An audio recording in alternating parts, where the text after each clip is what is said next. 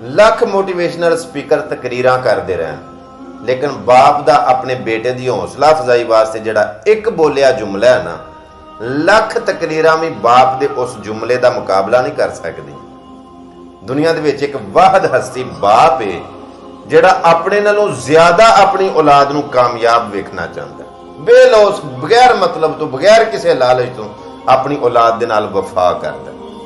ਲੇਕਿਨ ਇਹਨਾਂ ਚੀਜ਼ਾਂ ਦਾ, ਇਹਨਾਂ ਗੱਲਾਂ ਦਾ ਪਤਾ ਉਦੋਂ ਲੱਗਦਾ ਜਦੋਂ ਬੰਦਾ ਖੁਦ ਬਾਪ ਬਣਦਾ।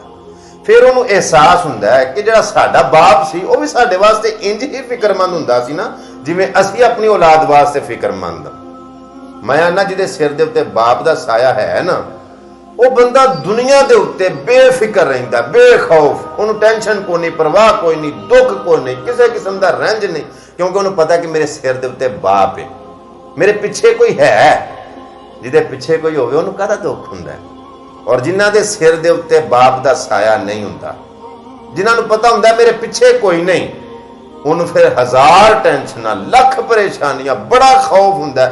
ਉਹਨਾਂ ਕੋਈ ਵੀ ਸਟੈਪ ਲੈਣਾ, ਕੋਈ ਵੀ ਕਦਮ ਚੁੱਕਣਾ ਤੇ ਹਜ਼ਾਰ ਵਾਰੀ ਸੋਚ ਕੇ ਚੁੱਕਣਾ, ਕਿਉਂਕਿ ਉਹਨਾਂ ਨੂੰ ਪਤਾ ਹੈ ਕਿ ਮੇਰੇ ਪਿੱਛੇ ਕੋਈ ਵੀ नहीं। यतीमी साथ लाती है जमाने भर के दुख, सुना है बाप साथ हूं तो कांटे भी नहीं चुभते।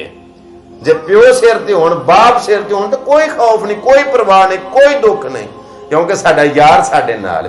मैं दुआ करना कि जिन्हां जिन्हां दे बाप जिंदा ने, अल्लाह पाक दी जात उन्हां दा साया तुहाडे सारियां दे सिरां दे उत्ते सलामत रखे।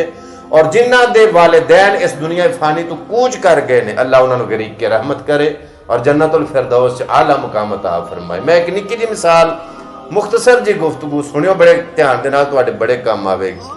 ਜਦੋਂ ਬਾਪ ਸਿਰ ਤੇ ਹੁੰਦੇ ਨੇ, ਜਦੋਂ ਪਿਓ ਸਿਰ ਤੇ ਹੁੰਦੇ ਨੇ, ਜਦੋਂ ਪਿੱਛੇ ਕੋਈ ਹੁੰਦਾ ਹੈ, ਬੰਦੇ ਨੂੰ ਕਿਵੇਂ ਟੈਨਸ਼ਨ ਕੋਈ ਨਹੀਂ ਹੁੰਦੀ, ਕਿਵੇਂ ਦੁੱਖ ਕੋਈ ਨਹੀਂ ਹੁੰਦਾ। ਇੱਕ ਜੰਗਲ ਦੇ ਵਿੱਚ ਕੁਝ ਬੱਕਰੀਆਂ ਚੁਗਦੀਆਂ ਸਨ ਪਈਆਂ ਤੇ ਉਹਨਾਂ ਬੱਕਰੀਆਂ ਦੇ ਰੇਵੜ ਦੇ ਉੱਤੇ ਇੱਕ ਸ਼ੇਰ ਨੇ ਹਮਲਾ ਕਰ ਦਿੱਤਾ।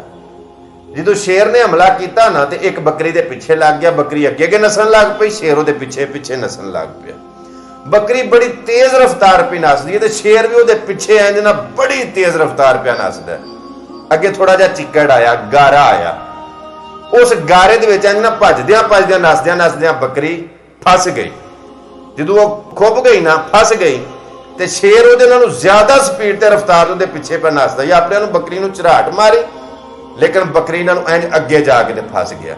ਇੰਜ ਪਿੱਛੇ ਬੱਕਰੀ ਹੈ, ਅੱਗੇ ਸ਼ੇਰ, ਤੇ ਬੱਕਰੀ ਹੱਸਣ ਲੱਗ ਪਈ। ਸ਼ੇਰ ਨੇ ਬੜੇ ਗੁੱਸੇ ਦੇ ਨਾਲ ਇੰਜ ਪਿੱਛੋਂ ਵੇਖਿਆ ਕਿ ਬੱਕਰੀ ਹੱਸਦੀ ਹੈ ਪਈ, ਤੇ ਸ਼ੇਰ ਬੱਕਰੀ ਨੂੰ ਪੁੱਛਣ ਲੱਗਾ ਕਿ ਮੈਂ ਵੀ ਫਸਿਆ ਤੇ ਤੂੰ ਵੀ ਫਸੀ ਹੈ, ਤੇ ਹੱਸਦੀ ਕਿਹੜੀ ਗੱਲ ਤੂੰ ਹੈ ਪਈ।